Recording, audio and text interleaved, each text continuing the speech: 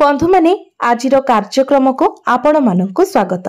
आजिर एही कार्यक्रमटी कुंभ राशि व्यक्ति विशेष मानक पई बहुत गुरुत्वपूर्ण अटे। कारण आजिर एही वीडियो रे आमे माने कुंभ राशि मासिक राशिफल उपरे आलोचना करिबा। कुंभ राशि व्यक्ति विशेष मानक पई मई 2025 किपरि रहिबो से विषय रे आलोचना करिबा। बंधु माने 2025 मसीहारे मई मासटी एपरी एक मास अटे जहाँ 12टी जाकर राशि व्यक्ति विशेष मानक पई बहुत गुरुत्वपूर्ण अटे। कारण मई मासरे 3टी प्रमुख ग्रह निजर राशि परिवर्तन करने को जाउछंती। देवगुरु बृहस्पति सहित राहु एवं केतु मध्य निजर राशि परिवर्तन करने को जाउछंती, जहा फल प्रत्येक राशि व्यक्ति विशेष मानक जीवन में एक बड़ परिवर्तन हेबाकु जाउछि। तेबे आपणक जीवन में केउ भली परिवर्तन हेबाकु जाउछि ताहा आजिर एही वीडियो रे आमे माने आलोचना करिबा।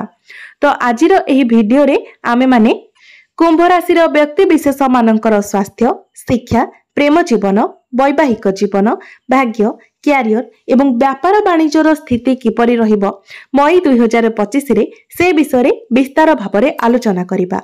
नवग्रहंकर स्थिति मध्य देखिबा। नवग्रह आपणकु केउ भली फल प्रदान करिबारे सक्षम हेबे से विषय रे जानिबा एवं अशुभत्व प्रदान करुथिबा ग्रह मानक पई किछि विशेष प्रतिकार मध्य जानिबा।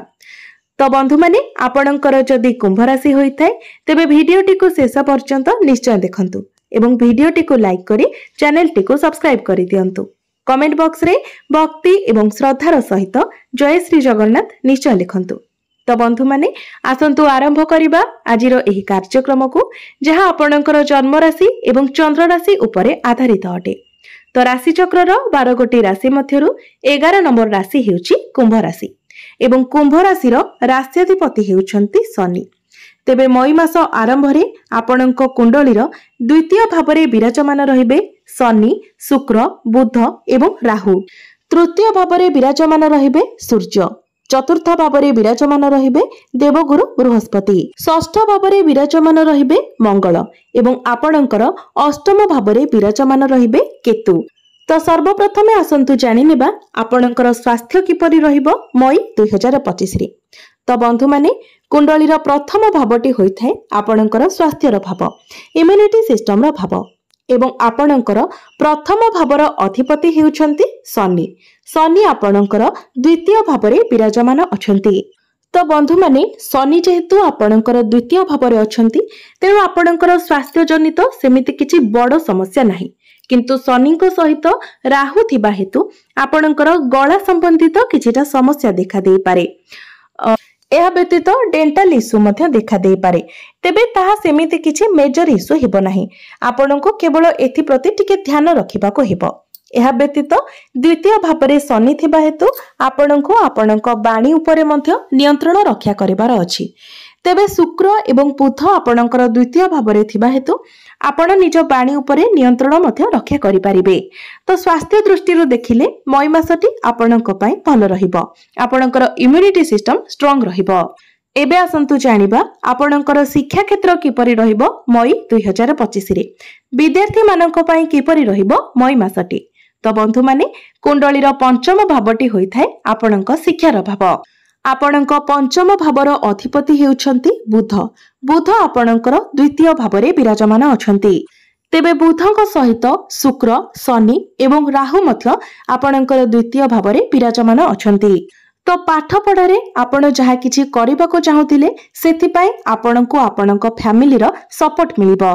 जदि प्रथमरु आपणको आपणक परिवारर सपोर्ट मिलु नथिला तो एबे किंतु आपणको पूर्ण मात्रा रे आपणक परिवार तरफरु सपोर्ट मिलिबो। मई मासरे आपणकर पाठ पढ़ार स्थिति बहुत भल रहिबो। आपण निजर मन को पाठ पढ़ारे लगाइबे। आपणकर पाठ पढ़ारे आग्रह आसीबो। एहा व्यतीत आपण जदि किछि एडमिशन नेबा पई चाहुछंती किंबा किछि फॉर्म फिलअप करबा पई चाहुछंती तो सेथि पई मध्य मई मासटी आपणक पई बहुत भल रहिबो। प्रत्येक क्षेत्र रे आपणको आपणक फैमिली रो सपोर्ट मिलिबो। किंतु बुधक उपरे राहु एवं केतुंकर दृष्टि रहुतिबा हेतु आपण टिके कंफ्यूज होई जिबे। आपणक मध्यरे दुई स्वभाव देखा देबो। तेबे आपण ए सब को अवॉइड करी केवल आपणकर लक्ष्य स्थल उपरे ध्यान दियंतु। ଆପଣଙ୍କ ମନ ଭିତରୁ ସମସ୍ତ ପ୍ରकारର ଶଙ୍କା ଏବଂ ଭୟକୁ ଆପଣ ଦୂର କରିଦିଅନ୍ତୁ। କେବଳ ଆପଣ ଆପଣଙ୍କ ପାଠପଢ଼ା ଉପରେ ହିଁ ଫୋକସ୍ କରନ୍ତୁ। ଏବେ ଆସନ୍ତୁ ଜାଣିବା ଆପଣଙ୍କର ପ୍ରେମ ଜୀବନ କିପରି ରହିବ ମଇ 2025ରେ। ତ ବନ୍ଧୁମାନେ, କୁଣ୍ଡଳୀର ପଞ୍ଚମ ଭାବଟି ଆପଣଙ୍କର ଶିକ୍ଷାର ଭାବ ହେବା ସହିତ ପଞ୍ଚମ ଭାବଟି ମଧ୍ୟ ହୋଇଥାଏ ଆପଣଙ୍କ ପ୍ରେମ ଜୀବନର ଭାବ। ତ ଆପଣଙ୍କ ପଞ୍ଚମ ଭାବର ଅଧିପତି ହେଉଛନ୍ତି ବୁଧ ଏବଂ ବୁଧ ଆପଣଙ୍କର ଦ୍ୱିତୀୟ ଭାବରେ ଅଛନ୍ତି। ଏହା ବ୍ୟତୀତ ଆପଣଙ୍କର ପ୍ରଥମ ଭାବର ଅଧିପତି ଶନି ମଧ୍ୟ ଆପଣଙ୍କର ଦ୍ୱିତୀୟ ଭାବରେ ଅଛନ୍ତି। ତ ଆପଣଙ୍କର ପ୍ରଥମ ଭାବର ଅଧିପତି ଏବଂ ପଞ୍ଚମ ଭାବର ଅଧିପତି ଏକତ୍ର ଅଛନ୍ତି, ଯାହା ଆପଣଙ୍କ ପ୍ରେମ ଜୀବନ ପାଇଁ ବହୁତ ହି ଶୁଭ ଅଟେ। ଆପଣଙ୍କର ବାଣୀରେ ମଧୁରତା ଆସିବ, ଆପଣଙ୍କର ବାଣୀ ଆକର୍ଷଣୀୟ ହେବ, ଆପଣଙ୍କ ମଧ୍ୟରେ ଭଲ ପାଇବା ରହିବ, ଅଣ୍ଡରଷ୍ଟାଣ୍ଡିଂ ଭଲ ରହିବ, ଆପଣଙ୍କ ମଧ୍ୟରେ ଫିଲିଂସ୍ ରହିବ, ଆପଣ ପରସ୍ପରକୁ ବୁଝିପାରିବେ। ପୂର୍ବରୁ ଯଦି ଆପଣଙ୍କ ପ୍ରେମ ଜୀବନରେ କୌଣସି ପ୍ରକାରର ବି ସମସ୍ୟା ରହିଥିଲା ତ ବର୍ତ୍ତମାନ ସେସବୁ ସମାଧାନ ହୋଇଯିବ। ଆପଣଙ୍କ ମଧ୍ୟରେ ଯାହା ବି କିଛି ଭୁଲ ବୁଝାମଣା ଥିଲା ସେସବୁ ଦୂର ହୋଇଯିବ। ସେସବୁକୁ ଆପଣ ସୁଧାରିବାକୁ ପ୍ରୟାସ କରିବେ। ତ ମଇ ମାସଟି ଆପଣଙ୍କର ପ୍ରେମ ଜୀବନ ପାଇଁ ବହୁତ ଭଲ ରହିବ। ଏବେ ଆସନ୍ତୁ ଜାଣିବା ଆପଣଙ୍କର ବୈବାହିକ ଜୀବନ କିପରି ରହିବ ଏହି ମଇ 2025ରେ। ତ ବନ୍ଧୁମାନେ, କୁଣ୍ଡଳୀର ସପ୍ତମ ଭାବଟି ହୋଇଥାଏ ଆପଣଙ୍କ ବୈବାହିକ ଜୀବନର ଭାବ, ଆପଣଙ୍କ ଜୀବନ ସାଥୀର ଭାବ। ଆପଣଙ୍କ ସପ୍ତମ ଭାବର ଅଧିପତି ହେଉଛନ୍ତି ସୂର୍ଯ୍ୟ ଏବଂ ସୂର୍ଯ୍ୟ ଆପଣଙ୍କର ତୃତୀୟ ଭାବରେ ବିରାଜମାନ ଅଛନ୍ତି। 15 ମଇକୁ ଶୁକ୍ର ଆପଣଙ୍କର ଚତୁର୍ଥ ଭାବକୁ ଚଳନ। ତ ବନ୍ଧୁମାନେ, ଆପଣଙ୍କର ଷଷ୍ଠ ଭାବରେ ମଙ୍ଗଳ ଏବଂ ଅଷ୍ଟମ ଭାବରେ କେତୁ ଥିବା ହେତୁ ମଙ୍ଗଳ ଏବଂ କେତୁ ପାପକତ୍ରୀ ଯୋଗ ନିର୍ମାଣ କରୁଛନ୍ତି, ଯାହା ଫଳରେ ଆପଣଙ୍କ ମଧ୍ୟରେ ଅଧିକ କ୍ରୋଧ ରହିବ। ଛୋଟ ଛୋଟ କଥାକୁ ନେଇକି ଆପଣ ବହୁତ ଅଧିକ ରିଆକ୍ଟ କରିବେ, ଯାହା ଫଳରେ ଆପଣଙ୍କ ପାଇଁ ହିଁ ଆପଣଙ୍କର ବୈବାହିକ ଜୀବନରେ ସମସ୍ୟା ସୃଷ୍ଟି ହେବ। ଏହା ବ୍ୟତୀତ ଆପଣ ଆପଣଙ୍କର ଲାଇଫ ପାର୍ଟନରକୁ ସେତେଟା ସମୟ ମଧ୍ୟ ଦେଇପାରିବେ ନାହିଁ। ତେବେ 14-15 ମଇ ପରେ ଏହିସବୁ ସମସ୍ୟା ଦେଖାଦେବ। ତେବେ ଏସବୁ ସେମିତି କିଛି ମେଜର ଇସ୍ୟୁ ହେବ ନାହିଁ। ଆପଣଙ୍କର ଜୀବନ ସାଥୀ ମଇ ମାସରେ ବାହାରକୁ ଟ୍ରାଭେଲିଂରେ ଯାଇପାରନ୍ତି କିମ୍ବା ତାଙ୍କ ଉପରେ କାର୍ଯ୍ୟଭାର ଅଧିକ ରହିପାରେ। କେଉଁଠାରେ ନା କେଉଁଠାରେ ସେ ଅଧିକ ଓଭର ଥିଙ୍କିଂ କରିବେ, ସେ ଟିକେ ଷ୍ଟ୍ରେସରେ ରହିବେ, ଛୋଟ ଛୋଟ କଥାରେ ସେ ସର୍ଟ ଟେମ୍ପର ହୋଇଯିବେ। ତ ଏସବୁ ଉପରେ ଆପଣଙ୍କୁ କଣ୍ଟ୍ରୋଲ କରିବାର ଅଛି, ତେବେ ଯାଇ ଆପଣଙ୍କର ବୈବାହିକ ଜୀବନ ଭଲ ରହିବ। ଏବେ ଆସନ୍ତୁ ଜାଣିବା ସବୁଠାରୁ ଗୁରୁତ୍ୱପୂର୍ଣ୍ଣ ବିଷୟବସ୍ତୁ ଆପଣଙ୍କର ଭାଗ୍ୟ, କ୍ୟାରିୟର ଏବଂ ବ୍ୟାପାର ବାଣିଜ୍ୟର ସ୍ଥିତି କିପରି ରହିବ ମଇ 2025ରେ। ତ ବନ୍ଧୁମାନେ, କୁଣ୍ଡଳୀର ନବମ ଭାବଟି ହୋଇଥାଏ ଆପଣଙ୍କ ଭାଗ୍ୟର ଭାବ। ଆପଣଙ୍କର ନବମ ଭାବର ଅଧିପତି ହେଉଛନ୍ତି ଶୁକ୍ର। ଶୁକ୍ର ଆପଣଙ୍କର ଦ୍ୱିତୀୟ ଭାବରେ ଉଚ୍ଚସ୍ଥ ଅଛନ୍ତି ଏବଂ ଶୁକ୍ର ଆପଣଙ୍କର ଦ୍ୱିତୀୟ ଭାବରେ ଶନିଙ୍କ ସହିତ ବିରାଜମାନ ଅଛନ୍ତି, ଯାହା ଫଳରେ ମଇ ମାସରେ ଆପଣଙ୍କର ଭାଗ୍ୟ ବହୁତ ଭଲ ରହିବ। କାରଣ ଆପଣଙ୍କର ନବମ ଭାବର ଅଧିପତି ଆପଣଙ୍କ ପ୍ରଥମ ଭାବର ଅଧିପତିଙ୍କ ସହିତ ଦ୍ୱିତୀୟ ଭାବରେ ବିରାଜମାନ ଅଛନ୍ତି, ଯାହା ଆପଣଙ୍କର ଭାଗ୍ୟକୁ ଆହୁରି ଅଧିକ ଷ୍ଟ୍ରଙ୍ଗ ବନାଉଛି। ତ ମଇ ମାସରେ ଆପଣ ଭାଗ୍ୟ ସମ୍ବନ୍ଧିତ ଯାହା ବି ନିର୍ଣ୍ଣୟ ନେବେ ସେଥିରେ ଆପଣଙ୍କୁ ସଫଳତା ମିଳିବ।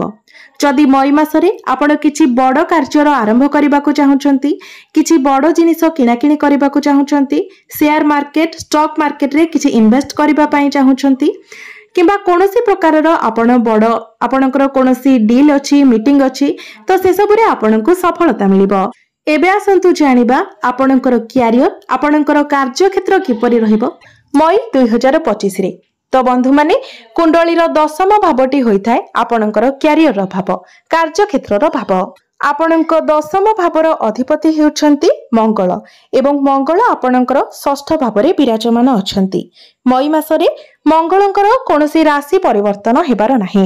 ତ ବନ୍ଧୁମାନେ, ଆପଣଙ୍କୁ ଆପଣଙ୍କ ଭାଗ୍ୟର ତ ସମ୍ପୂର୍ଣ୍ଣ ରୂପରେ ସାଥ ମିଳିବ, କିନ୍ତୁ ଆପଣଙ୍କର ଦଶମ ଭାବର ଅଧିପତି ମଙ୍ଗଳ ଆପଣଙ୍କର ଷଷ୍ଠ ଭାବରେ ଥିବା ହେତୁ କ୍ୟାରିୟରରେ, କାମ କାର୍ଯ୍ୟରେ ଆପଣଙ୍କର ମନ ଲାଗିବ ନାହିଁ, ଆପଣଙ୍କ ମଧ୍ୟରେ ଆଳସ୍ୟ ଦେଖାଦେବ। ତ ବନ୍ଧୁମାନେ, ମଇ ମାସରେ ଆପଣଙ୍କୁ ଗୋଟିଏ କଥାର ବିଶେଷ ଧ୍ୟାନ ରଖିବାର ଅଛି।